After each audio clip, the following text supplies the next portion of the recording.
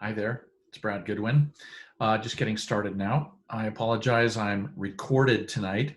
This was going to be a live webcast, but I had to go out of town, so I'm not able to do it live. So I recorded it. That's okay though. As you'll see in a moment, we're going to have lots of opportunity to interact on genealogy, so don't give up on me just yet. And please continue to watch the recording. It'll last about an hour. All right, let me share my screen. And here we go. And I'll just jump right into the presentation for tonight. Yeah, what I'd like to do is to do what I'm going to call a family history tutorial. It's meant for beginners, but maybe not for, rank beginners. My expectation is that you know how to use a computer, you know how to log into things, how to use a web browser, and you have some basic computer skills. But I'll race through going from the easiest to what I think are the hard and advanced topics as the tutorial progresses. I'm actually going to do this as a 5-week series. Tonight is the first night, and I'll be talking about my approach to family history. Each of these will happen on a Thursday at 8 p.m.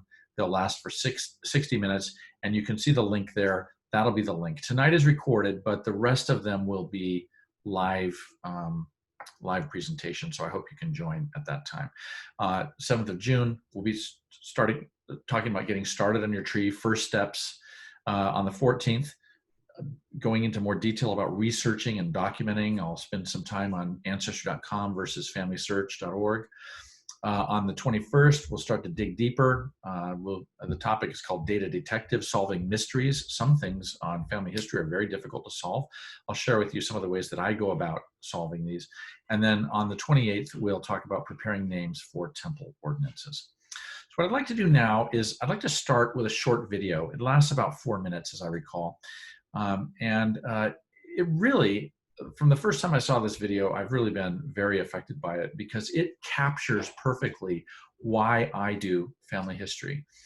As you're watching it, I will encourage you to ask yourself, what is the story that the video is trying to tell? And then when the video is done, I'll return and we'll talk a bit more about it.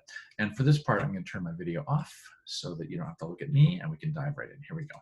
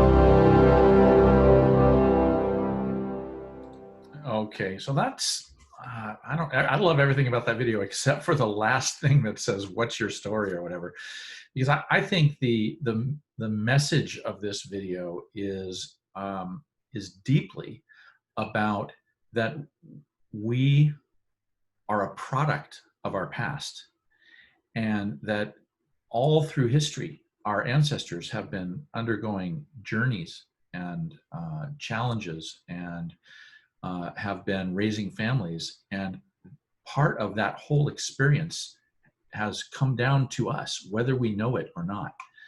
Um, Let me just continue down into this next idea that I get from the video. You know, when I watch this video, I think these people, their experiences are part of my experience.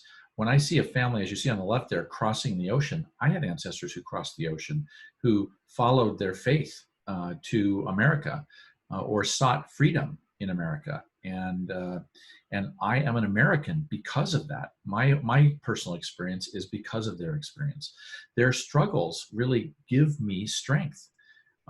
Where they may have struggled with poverty or with disease or with business or whatever the case may be, family tragedies, etc.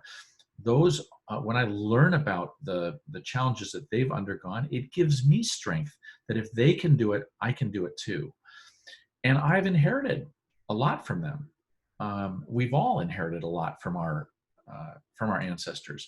What do we inherit from our ancestors? Well, there's several things. First of all, we inherit our physical features, like genetic features, right? Even temperament and our personality to some extent, we inherit. We inherit physical things, belongings. So I like photographs, money, fine china. I have fine china from my grandmother and Peggy's as well. Furniture, land, even our house might be have come from our parents. We also inherit what I will call cultural influences. Our names, we often inherit, our character, family traditions, the culture of our family, even our religion. Often we inherit and is passed down from one generation to the next. This is a rich set of things that we inherit from our ancestors. It makes up who we are. Let me give you an example of this. So here's a simple chart here. It shows me in the middle, my mother, Claire Engelhardt, up above, and my daughter, Catherine, below. This is a photograph of my mother, 1940-ish, when she was a young woman.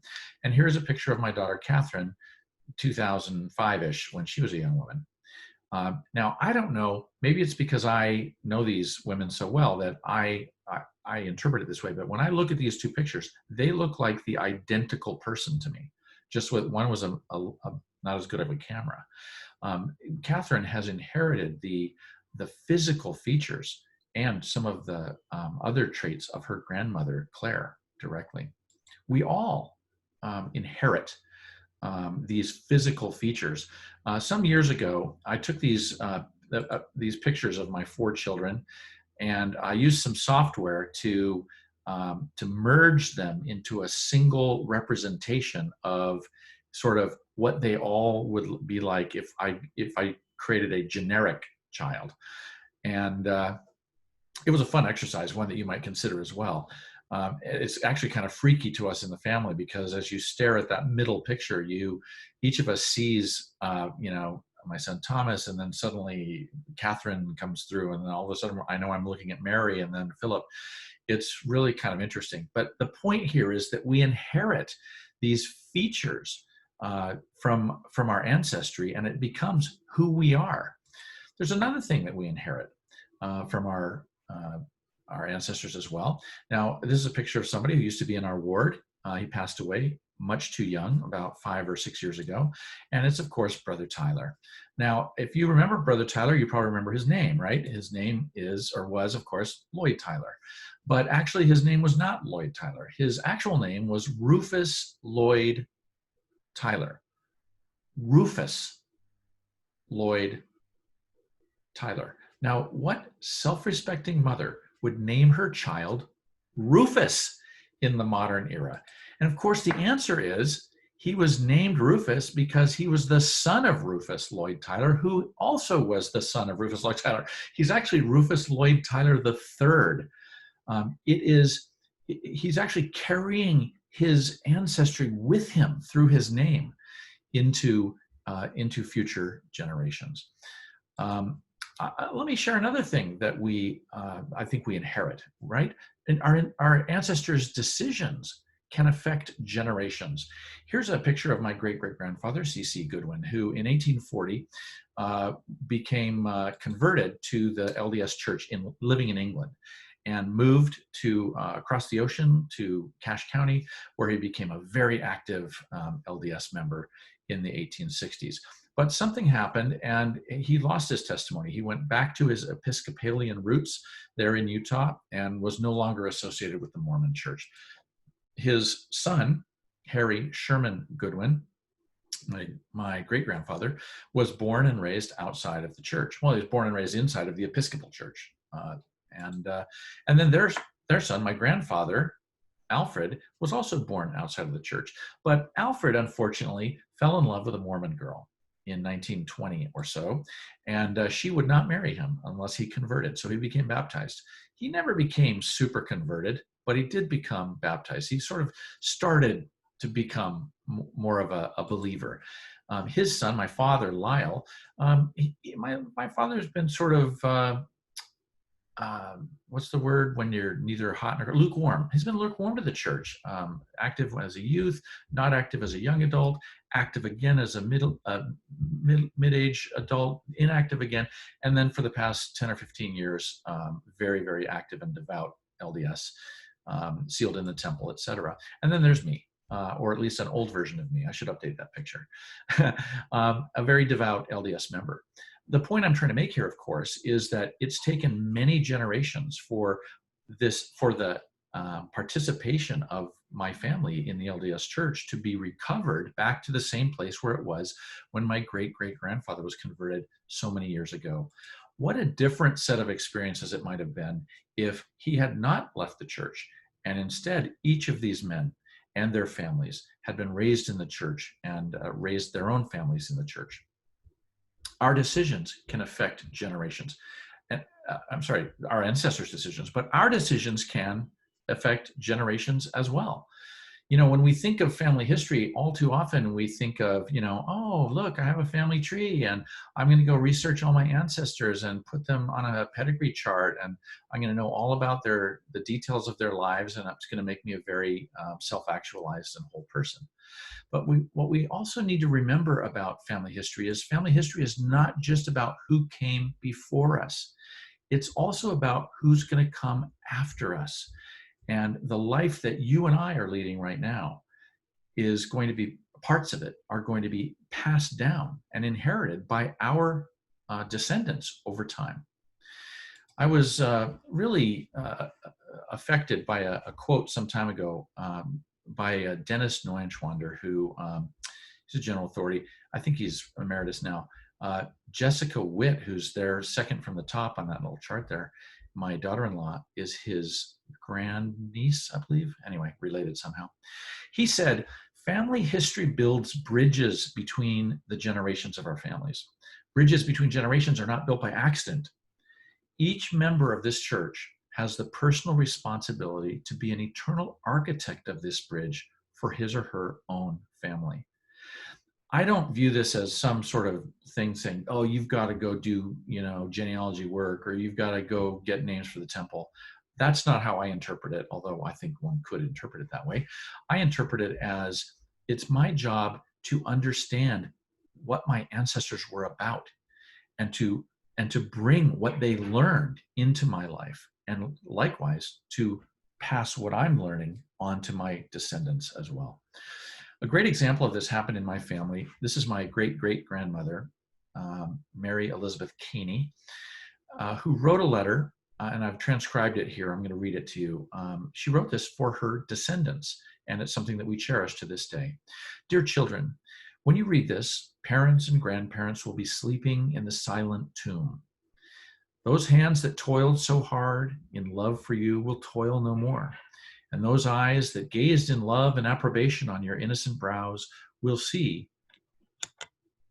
sorry, I got lost there, will see you no more until we meet in heaven. Dear children, May the bands of a sister and a brother's love entwine your hearts. Do right by your fellow men. Follow the dictates of your conscience. Ask God to give you power to resist all temptations to do evil. And let it be said of you that the world is better for you having lived in it. Keep the commandments of God. May your paths in life be strewn with flowers, and may you at all times do right. May you never taste adversity. May the spirit and blessings of God attend you at all times, is the prayer of your mother.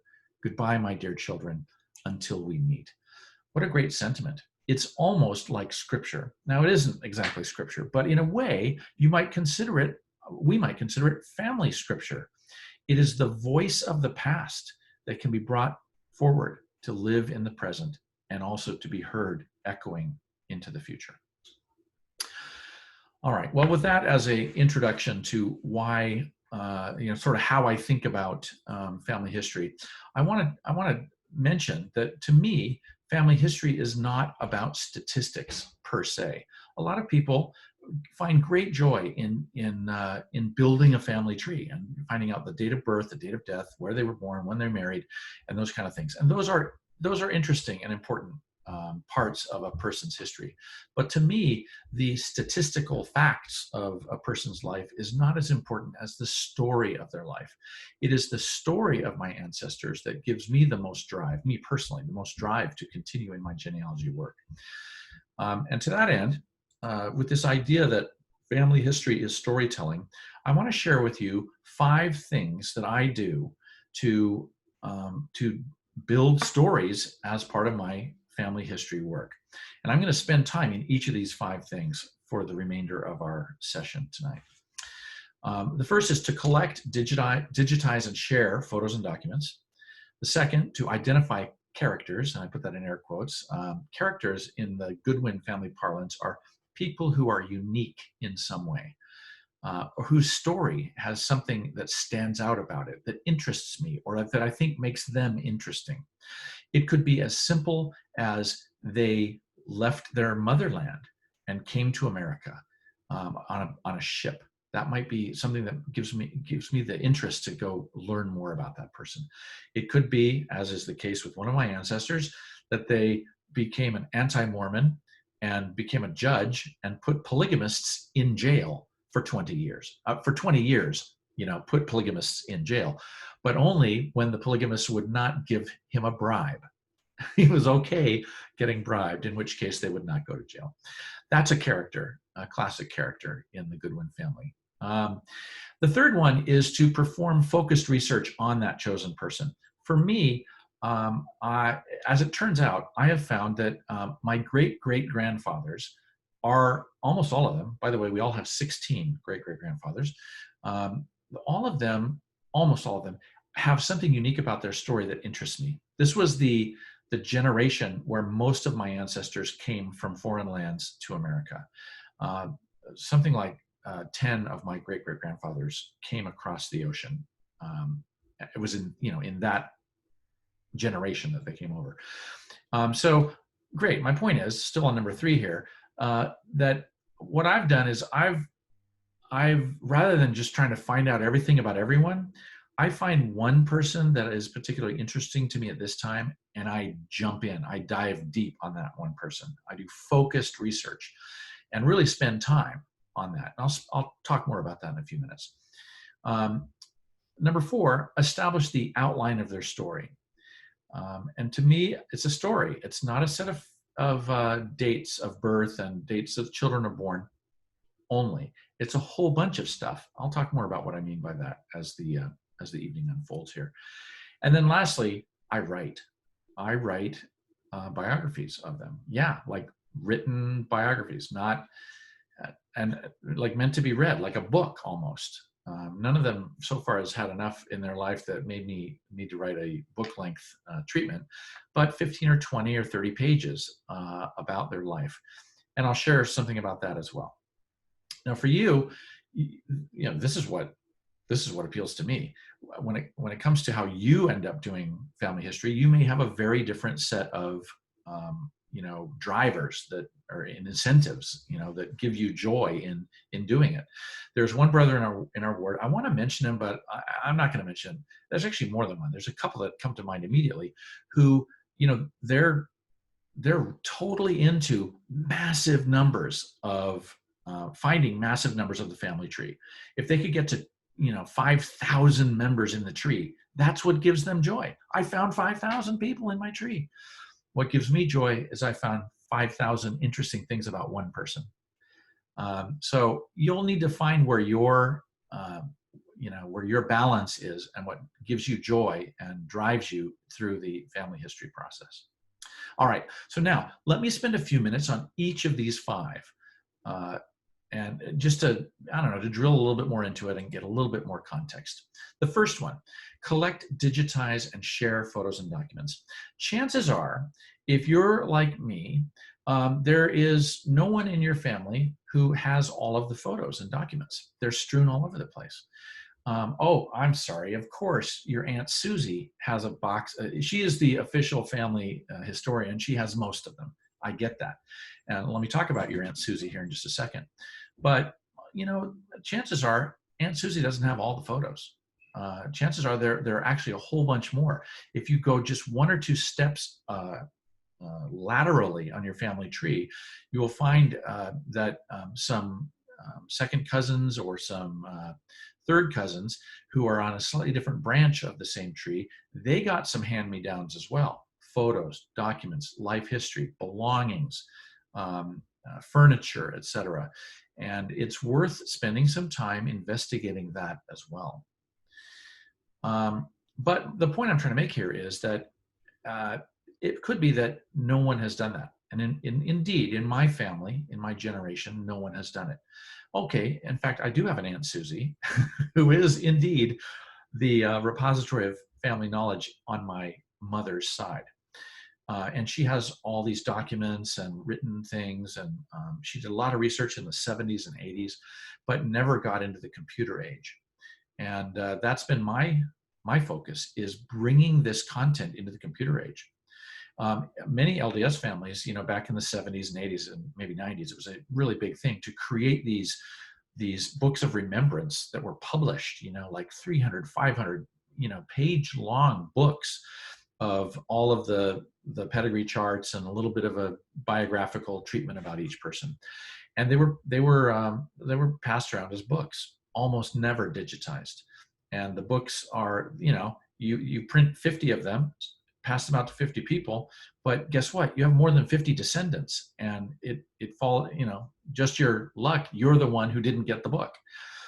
So one of my goals has been to find the original source materials, to digitize them, and by that I mean scan them, and then to find a way to share them. And I have a website where I do the sharing. It's bradgoodwin.me. By the way, if you go to it today, I'm just transitioning from an older website, so it's not very complete, but you'll see some of my my stuff up there right now. The photo libraries that I've collected, the scan libraries that I've collected, I've not yet uploaded those, and that'll be happening over the summer. So anyway, the idea here is somebody needs to go out and digitize all this stuff and bring it into a single place that is easily shared. That's called the internet. It's called having a website. And so, there's not a million, but there's dozens of ways to put a website up, whether it's with, what's it called? Squarespace or Wix or WordPress or many other ways to do it. Frankly, Costco and Amazon, you can post documents up there. Google Docs, you can post documents up there and make them shareable to your relatives. So I would urge that the sharing as sort of a secondary goal, but the gathering and digitizing as a primary goal. Because when you scan things, then you have access to them, unlimited access, and the ability to zoom in, and really spend time on certain things and look more carefully at those pictures. Frankly, I've been blessed, I don't know, maybe cursed is a better word, but I've been blessed that I travel a lot for my work. And so I have on occasion brought a scanner in my briefcase uh, on a travel trip and went and visited a distant second or third cousin who I'd communicated with in advance and said, look, can I come scan your documents, your photos, and would you prepare them for me? And we had a couple of phone calls, and then I went and scanned them. Or some of them have been willing to FedEx them to me, where I scan them and then I ship them back. But the idea is to collect as much as possible so that it can be as complete as possible. For me, I'm mostly concerned with straight up the family tree and not the branches. Well, I should say not the down branches, but all the branches as I go up. Now, identify the source. Man, it took me forever to get to that point there. Identify the source if possible. You should identify the source. Where did this come from? Okay, let's look at this thing. You've been staring at it by now forever. This little newspaper clipping on the right. This is a scan, you're welcome, of a old newspaper. It even has sort of decaying cellophane sticky glue on it where it was taped into somebody's book of remembrance for years. And it is a obituary of my great-great-grandmother, the one who wrote that letter that we read just a minute ago. Mrs. Englehart was widow of John P. Englehart, who will be remembered by the older residents of Milwaukee. I know they lived in Milwaukee. She was a widow for some years because he died on a shipwreck. But I want you to notice that, is my mouse working here? No, my mouse is not working. So notice it says he came to Milwaukee with her husband in 1844. That was a fact that I did not know. When did they come to Milwaukee? You don't find that on things like date of birth or census, that kind of stuff. A census document will tell you at a point in time where they lived, but it doesn't tell you when they came there. This does. They were accompanied by two priests, the Reverends Father Henny and Father Heiss, who both became archbishops of this diocese, meaning the Milwaukee diocese. Well, this was a whole new fact that I didn't know either. Once I actually started reading this stuff that I got from my Aunt Susie, the story of their movements became more clear to me. And as I began to gather facts, I learned that Father Henny was the bishop in Cincinnati, who in 1844 moved up to Milwaukee to take on this brand new diocese that had just been opened up there in the Catholic Church. And furthermore, now that I knew he was from Cincinnati, I did some further research and saw that he married them in his church in Cincinnati. So little facts like this, taken from a small newspaper clipping, can yield new insights into the life of your ancestors. Now, second point, I prefer original photos or documents over photocopies or printed copies. For me, it's a lot of people have taken photocopies of photos and they will share them with you. And they're crap, they're no good.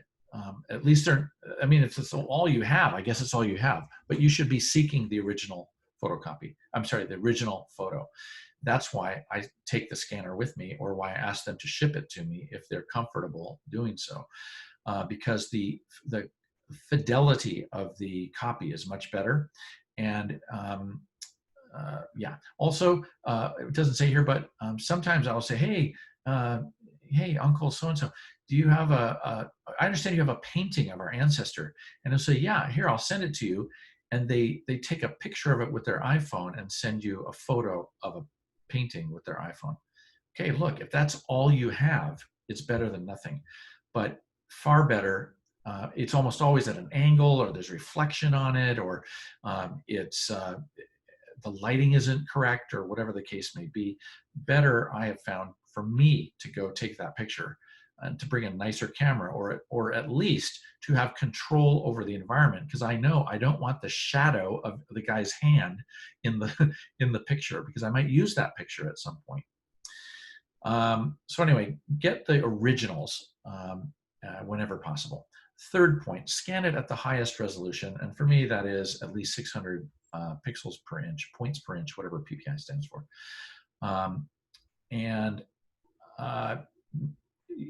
It can be a bad mistake to scan at a lower resolution, because you don't know if you might be needing this photo at a later time in some other format, or to be cropped, to look at to zoom in on a little corner of it or whatever. It does take a lot of disk space, but with cloud storage, what it is these days, how cheap it is, I believe it is the cost benefit, the benefit outweighs the cost. By the way, I'm not sure why I put it here, but your relatives always have more. Aunt Susie, who has the box, if you just spend some time in the box scanning and talking and asking, now, are there any other things that you have, like any books or documents? Almost always Aunt Susie will go, oh, you know what, there is. Just a minute. She'll disappear and come back with another box. So keep asking. There's always more. There's almost always more. The next point I want to make is to not lose the metadata. And what do I mean by metadata? Metadata is the information about a photo. Let's take this picture here, for example. This is a picture of 4 people. One of them is apparently a Boy Scout. And then it looks like 2 parents and a grandparent. And indeed, that is my grandparents on the upper left, my great-grandfather, Frank Zellmeyer Jr., and then my uncle, John Englehart, at his 2nd class Boy Scout Court of Honor at the State Fair in 1944. How do I know that? I know that because it was written on the back of the photo that I scanned, because I had the original. Someone had written this, as old people, or I should say, as people in the old days often did. And so it's a great idea to turn the photo over and write down, what's in it. And then when I scanned this document, I used Photoshop to add the metadata onto it, so that anyone who sees this photo gets the metadata with it. It's actually not metadata, it's just data, because it's explicit, it can be seen. Some app programs like iPhoto have the ability to put descriptive text in them, and that's metadata where this kind of stuff could also be put. I just find that by using Photoshop to put it on the image itself, on the image file itself, no one is going to lose it, regardless of which tool they may be using to use it.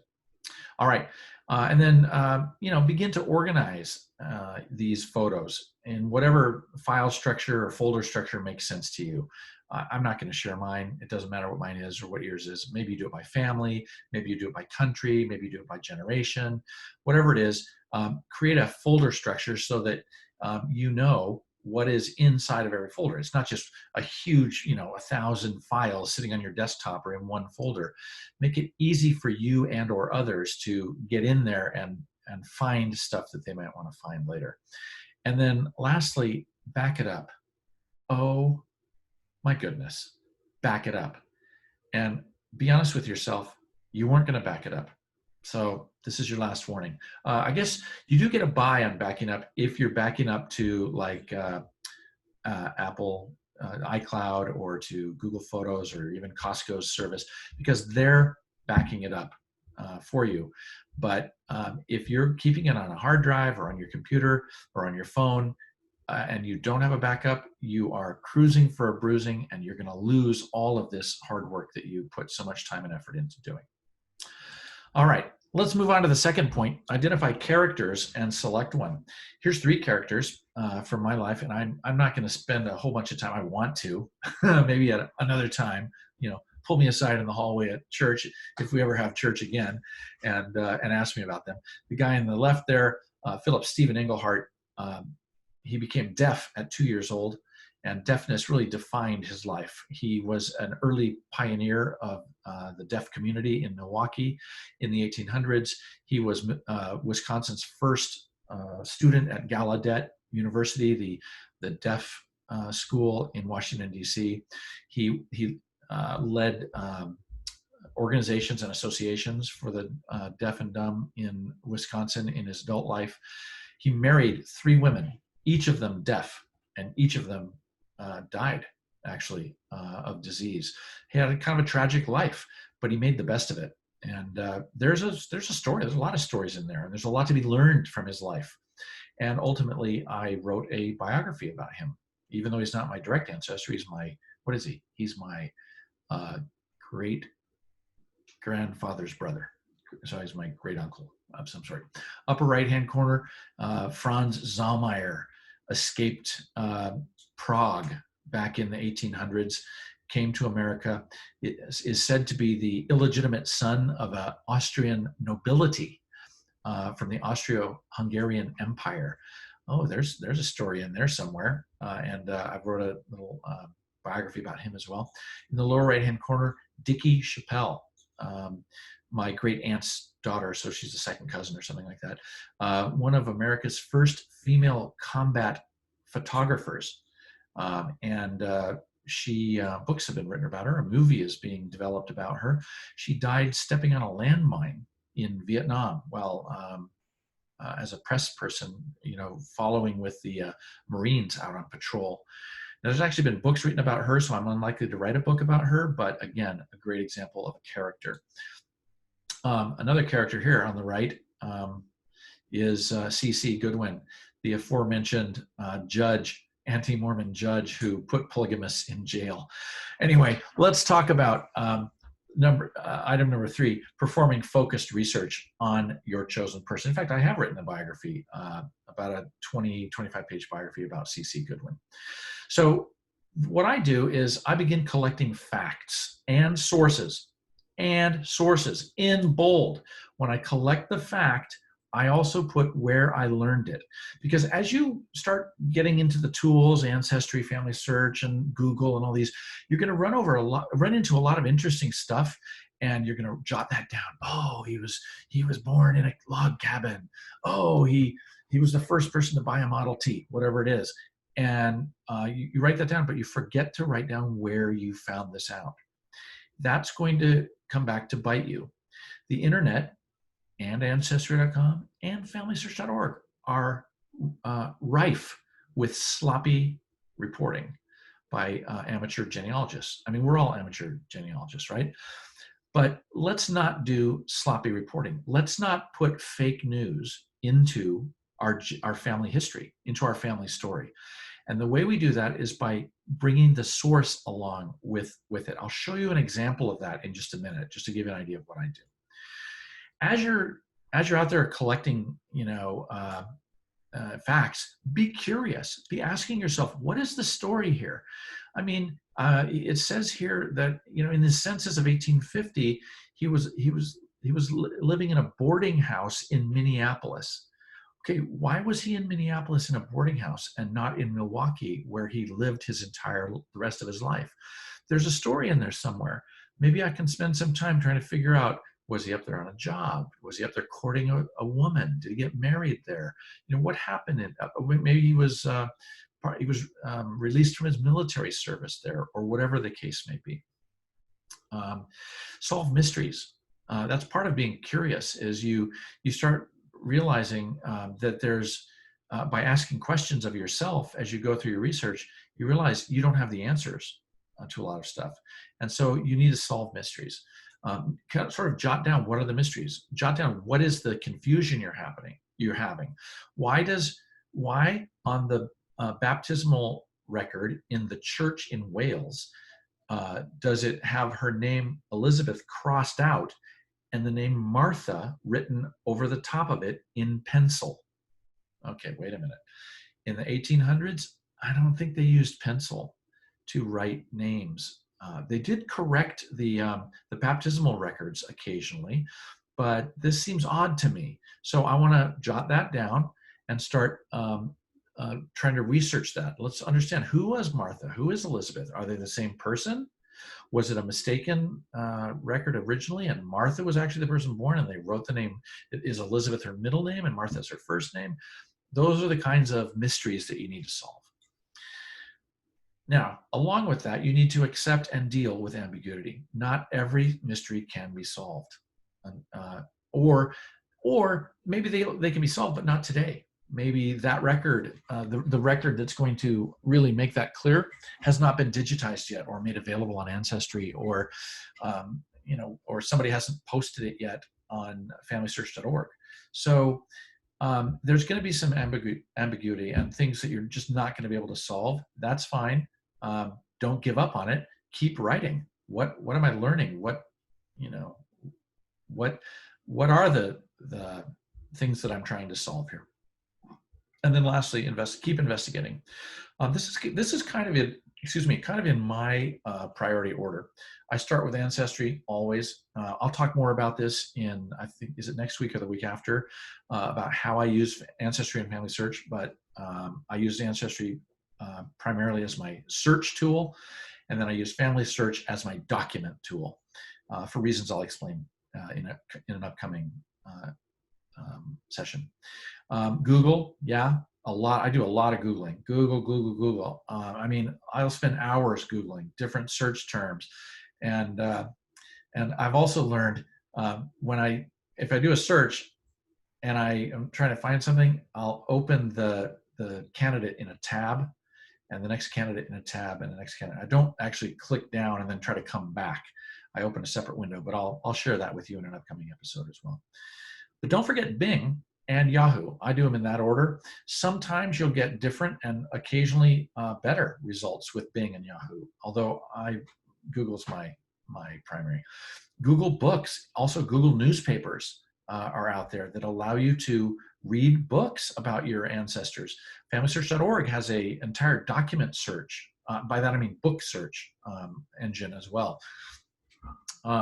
Also investigate additional relatives. Keep looking. When you're up on Family Search or Ancestry and you see another person's name posting a lot to this family, look into who that person is. Right click on them or whatever, drill down into who they are. And maybe you'll find someone who can collaborate with you on something. I did this, and one of the guys that was actively doing a lot of work on one of my ancestral lines, we became friends over the internet. And when I took a trip to England and Wales, I went and had lunch with him and his wife, and he took us around the town and showed us our family heritage sites. It was a great experience. Amazon.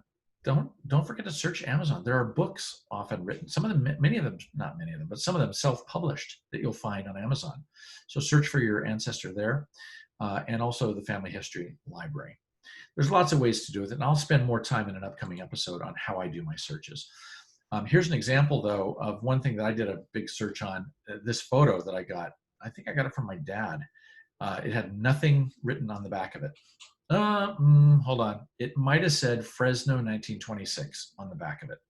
But that's my family name. And by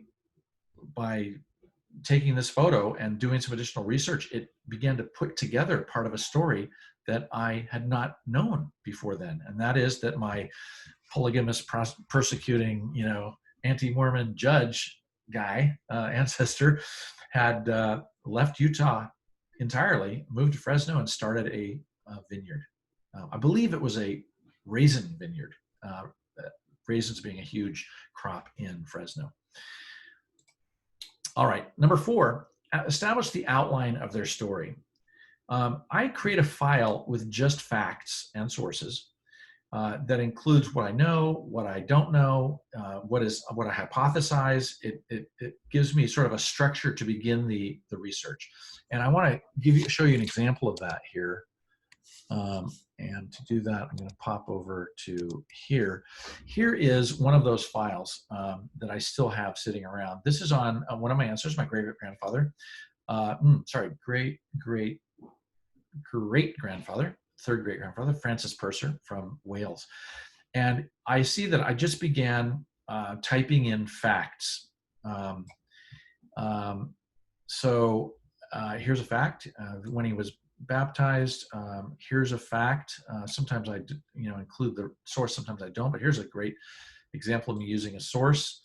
I saw, these are just random facts. In the 1841 census, I looked at the image itself rather than reading the metadata from Ancestry, and it said he was 29 years old, he was a fisherman, his wife was 20 years old, and they lived in a place called Larney Ferry.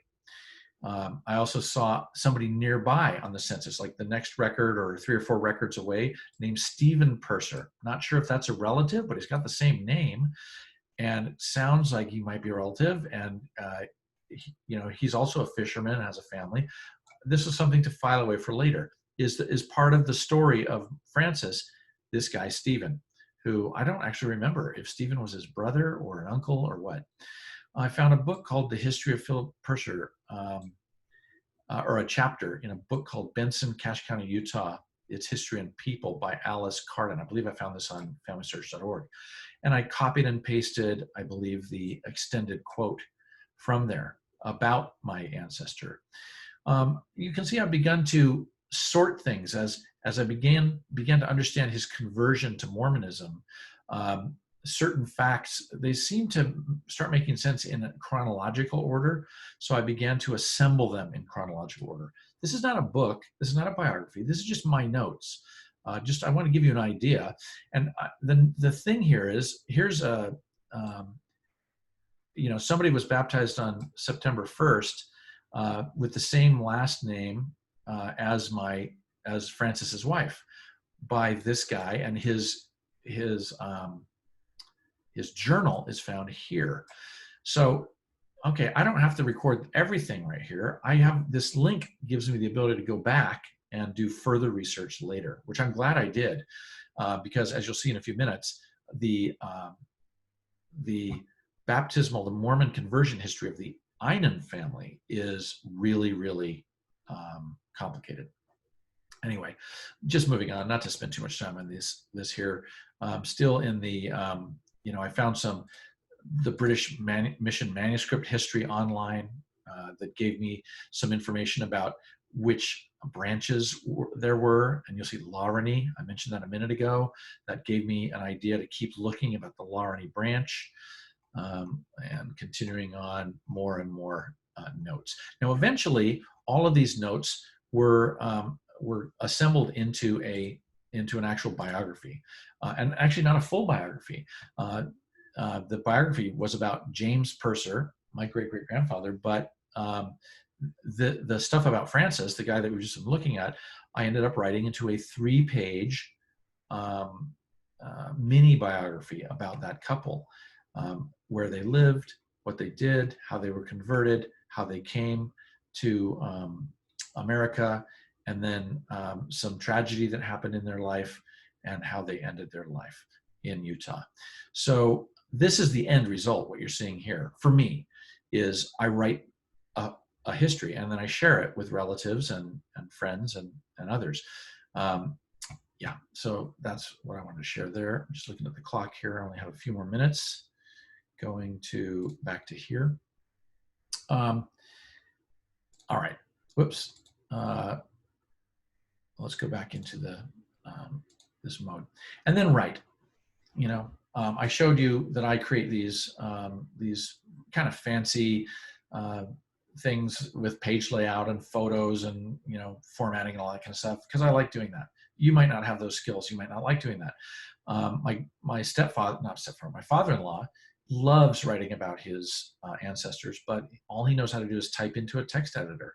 So he does that, and he writes long historical stuff, and it's all valuable, whether you tart it up like I did, or whether it's just a simple text file. But the context of your research helps to bring the story to life, to talk about what was happening in America at that time, or whatever. You can put in sidebars, little diversions to talk about this or that sub-story. Build source notes as you go, because you do need to have a biography, a bibliography at the end, or page notes or footnotes or whatever, in case somebody reads it and they want to know more, because you're not going to write every single word that you learned. You're going to tell the story with the notes, allowing people who want to know more to go find that stuff. Lastly, I'm sorry, but don't expect anybody to ever read what you've written. This is a labor of love for you. It has to be. And people will say, oh, I want to read it, or, oh, I'm so glad you sent it. And it'll become really clear really fast. They just didn't read it. They didn't have time. They weren't interested. It was boring. You're not a good writer. Who knows? The point is, this isn't for them. It's for you.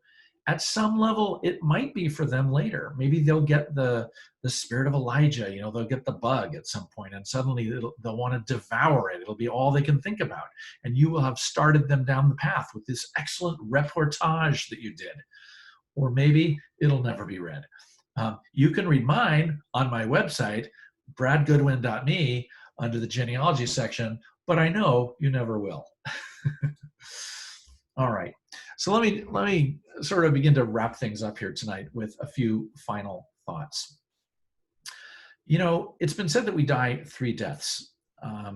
The first death is when we draw our last breath. And the second death comes when our body is lowered into the ground, never to be seen again. The third death is that moment when our name is spoken for the last time and we pass from the collective memory of the living. I don't want my ancestors to die the third death.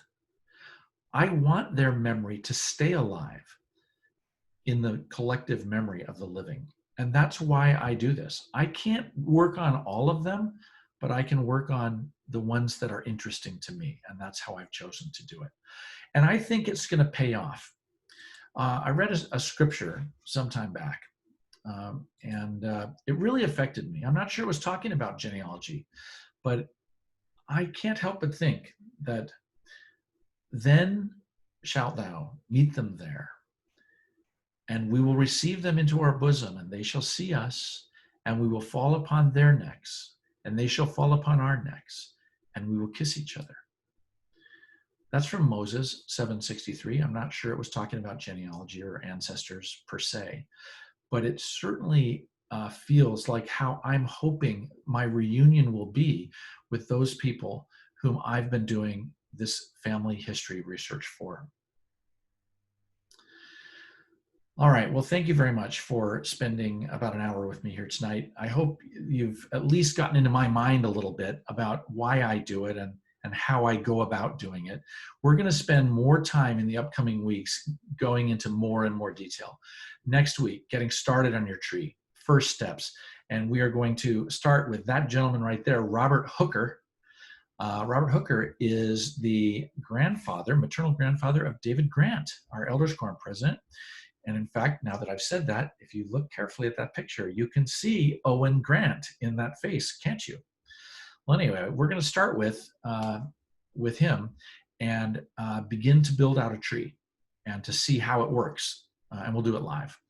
And we'll also spend, then the following week, we'll spend some time really building out the tree. I don't know if we're going to stay with the Grant family tree or I'll switch back over to mine, but I really want to get into how to deeply research and document and how I use Ancestry.com versus FamilySearch.org. June 21st, Data Detective. We'll go into more detail about solving mysteries. It's going to be it's not for the faint of heart. Solving mysteries, you have to be kind of nerdy to really go about it, but we'll be there to learn. And then the final segment will be on preparing names for family ordinances. Thank you very much for spending time with me today. I really enjoyed doing this. I'm sorry that I wasn't able to do it live, but we'll start our live broadcast next